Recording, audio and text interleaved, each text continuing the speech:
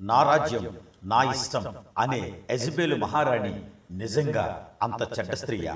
బైబిల్లో ఉన్న అతి చెడ్డ స్త్రీ పేరు ఏదైనా చెప్పమంటే దాదాపు క్రైస్తవులందరూ టక్కున చెప్పే పేరు యెజబెల్. యెజబెలును బైబిల్లో ఒక లేడీ విలన్గా, హంతకురాలిగా, విగ్రహారాధికురాలిగా, భర్తను చెప్పు చేతల్లో నడుపుకునే స్త్రీగా, యెహోవా విరోధిగా, చెడు నడత కలిగిన స్త్రీ అని ఆమె గురించి ఎన్నో చెడ్డ విషయాలు చెబుతారు. కానీ నా మట్టుకైతే ఆమె ఒకే ఒక విషయంలో తప్ప మరే విషయంలోనూ ఆమె తప్పు చేయలేదని తలస్తున్నాను. ఆమె యొక్క దృష్టికోణం నుండి చూస్తే ఆ ఒక్క విషయంలో తప్పు చేయబట్టి మిగతా అన్ని విషయాలు మనకు వ్యతిరేక భావనను ఇస్తున్నాయి.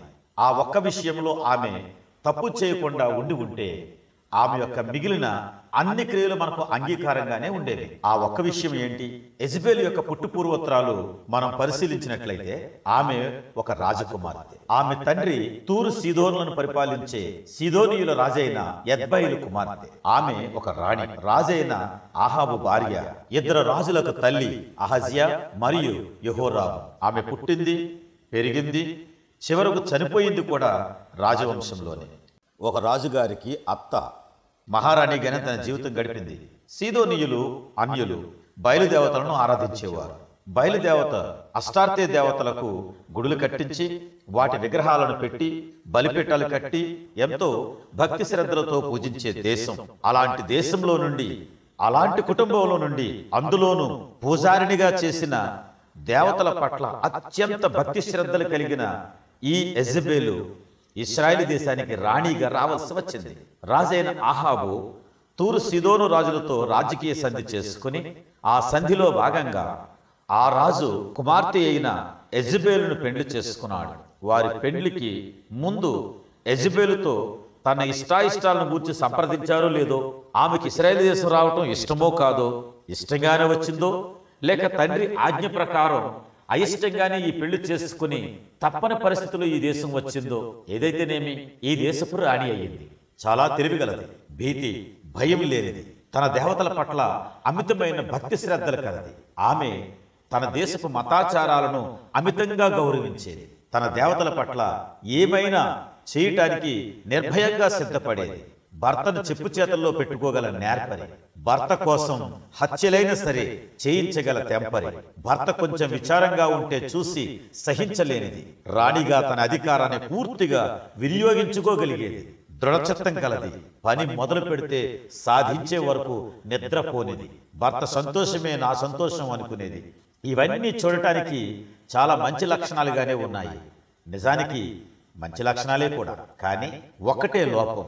ముందు చెప్పినట్లుగా ఒకే ఒక్క విషయంలో తను తప్పు చేయటం వల్ల ఇలాంటి మంచి లక్షణాలన్నీ వాటి మంచితనాన్ని తేల్చి చెప్పలేకపోతున్నాయి. ఆమె మంచి చేస్తున్నాను అనుకుంటుంది, కానీ అవి మనకు అత్యంత దుష్ట పనులలాగా కనిపిస్తున్నాయి. కారణం ఏమంటే సర్వశక్తివంతుడైన దేవుణ్ణి, సర్వాధికారి అయిన దేవుని గొప్పతనం ఆమె తెలుసుకోనకుండా, ఇశ్రాయేలు దేవుడైన యెహోవా యొక్క శక్తిని గ్రహించకుండా ఇంకా ఆమె స్వదేశపు దేవతలను నమ్ముకొని వారిని అంటిపెట్టుకుని ఉండటమే. ఆమెలో పై చెప్పిన లక్షణాలన్నీ యెహోవా దేవుని వైపు ఉంటే ఆమె యొక్క శక్తియుక్తులన్నీ దేవుడు ఇశ్రాయేలు ప్రజల కొరకు ఉపయోగించేవాడేమో. కానీ తను ఆ పని చేయలేదు. తను తన దేవతలను బలంగా నమ్మింది. అసలైన దేవుడిని వదిలేసింది. ఒక్క విగ్రహాన్ని కూడా పెట్టుకోకూడదు అనే నిబంధన ఉన్న దేశంలో పచ్చి విగ్రహారాధకురాలు రాణిగా రావటం, యెహోవా దేవుని నీతి నియమముల ప్రకారం జరిగే దేశంలో అసలు ఆ నియమములే తెలియని ఒక శక్తిమంతురాలైన స్త్రీ రావటం, నేను తప్ప వేరొక దేవుడు నీకు ఉండకూడదని ఖండితంగా ఆజ్ఞాపించిన దేశంలోనికి ఏ దేవుడైనా పర్వాలేదు, ఏ దేవతైనా పర్వాలేదు, అందరినీ పూజించాలి, అన్ని మతాలు ఒక్కటే, అందరి దేవుళ్ళు ఒక్కటే అనే సిద్ధాంతం కలవారు అధికారంలోకి రావటం. తను ఎంత భక్తిగా ఉన్నా అసలైన దేవుణ్ణి పూజింపకపోతే ఏమి ప్రయోజనం?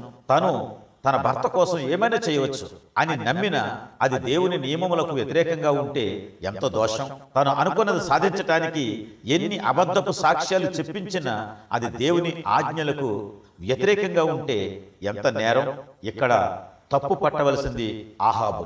దేవుని ప్రజ అయిన ఆహాబుకు అన్య జనాంగాలలోని యెజబెలుతో ఏమి సంబంధం? క్రీస్తుకు వెలియాలతో ఏమిటి సంబంధం? అవిశ్వాసితో విశ్వాసికి పాలెక్కడిది? ఆహాబు చేయకూడని తప్పు చేశాడు. ఒక విశ్వాసి అవిశ్వాసిని చేసుకుంటే ఇదే పరిస్థితి.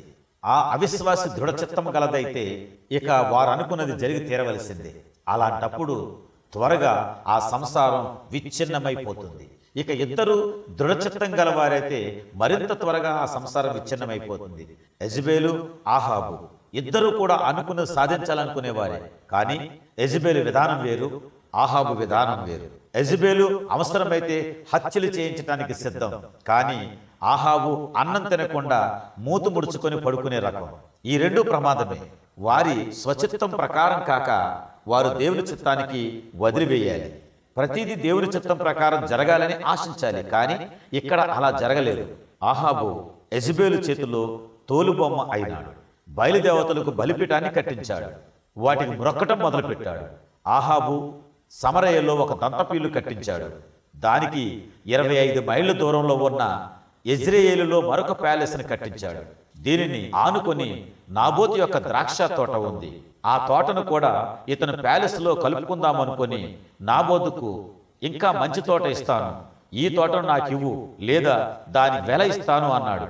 కానీ నాబోతు ఒప్పుకోలేదు. ఎందుకంటే అది అతనికి తన పితరుల నుండి లభించింది. అలా వచ్చిన దానిని ఎట్టి పరిస్థితుల్లోనూ అమ్మకూడదు. అది నాబోతుకు తెలుసు, ఆహాబుకు తెలుసు, కానీ యెజబెలుకు ఆ విషయం తెలియదు. ఒకవేళ ఎవరైనా చెప్పినా ఈ నిబంధనల పట్ల ఆమెకు ఏమాత్రం గౌరవం లేదు. ఇక్కడ నాబోతు దేవుని ఆజ్ఞ గౌరవించి దాన్ని మీరకూడదనుకున్నాడు. ఆహాబు దాన్ని గౌరవించలేదు. ఇవేమీ పట్టని యెజబెలు నాబోతు మీద, తన కుమారుల మీద అబద్ధ సాక్ష్యం చెప్పించి వారిని చంపించింది. నీ పొరుగు వారి మీద అబద్ధ సాక్ష్యం పలకకూడదు అని దేవుడు ఆజ్ఞ ఇస్తే యెజబెలు ఈ ఆజ్ఞని మీరి అబద్ధ సాక్ష్యములు చెప్పించమని మనుష్యులను పురమాయించింది. దేవుడు ప్రవక్త అని ఏలియాను ఆహాబు దగ్గరకు పంపి, ఏ స్థలములో నాబోతు రక్తమును కుక్కలు నాకాయో అదే స్థలములో నీ రక్తాన్ని కూడా కుక్కలు నాకుతాయని చెప్పించాడు. అలాగే జరిగింది కూడా.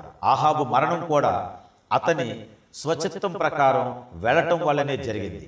రామోత్గిలాగు మీదికి యుద్ధం చేయటానికి వెళ్దామని ఇశ్రాయేలు రాజైన ఆహాబు యోధా రాజైన యెహోషాపాతును రమ్మంటాడు. యెహోషాపాతు దేవుని యొద్ద విచారణ చేసి అప్పుడు యుద్ధానికి వెళ్దామని చెప్తాడు. ఆ యుద్ధానికి వెళితే ఆహాబు చనిపోతాడని చెప్పారు. అయినా కానీ ఆహాబు తన స్వచిత్తానుసారం యుద్ధానికి వెళ్ళి చనిపోతాడు. బాణం దెబ్బకు రక్తం కారితే ఆ రక్తం రథానికి అంటుకుంటే ఆ రథాన్ని యెజ్రెయేలులో కడిగినప్పుడు కుక్కలు వచ్చి ఆ రక్తాన్ని నాకుతాయి. అసలు ఈ నాబోతును చంపించటానికి ముందే యెజబెలు యెహోవా ప్రవక్తలను చంపించింది. అప్పుడు ఏలియా ప్రజలను ఉద్దేశించి, మీరు ఎంతకాలం అటు ఇటు ఊగుతారు? యెహోవా దేవుడైతే ఆయనను అనుసరించండి, బయలుదేవుడైతే ఆయనను అనుసరించండి అని ఒక సవాలు విసురుతాడు. ఒక బలిపీఠం మీద ఎద్దును బలి ఇచ్చి పైనుండి అగ్ని వచ్చి దాన్ని కాల్చివేయాలి. ఏ దేవుడు కాల్చివేస్తే ఆయన నిజమైన దేవుడని నమ్మాలి అని సవాలు వేస్తాడు. బయలుదేవత ప్రవక్తలందరూ అలాగే బలిపీఠం కట్టి దానిపై ఎద్దును బలిచ్చి బయలుదేవతకు ప్రార్థన చేస్తారు. ఉదయం నుండి సాయంత్రం వరకు చేసిన పైనుండి అగ్ని రాలేదు. అప్పుడు ఏలియా బలిపీఠం ఏర్పాటు చేసి ఎద్దును బలి ఇచ్చి చుట్టూ కందకం తవ్వించి 4 తొట్ల నీళ్లు దానిపై పారునట్లుగా 4 సార్లు పోయించి యెహోవాకు ప్రార్థన చేస్తాడు. వెంటనే పైనుండి అగ్ని వచ్చి దాన్ని కాల్చివేస్తుంది. అప్పుడు జనులందరూ యెహోవాయే దేవుడని కేకలు వేస్తారు. చివరికి యెహూ అను అతను యెజ్రెయేలులోని యెజబెలు నివాసానికి ఆమెను చంపటానికి వెళతాడు.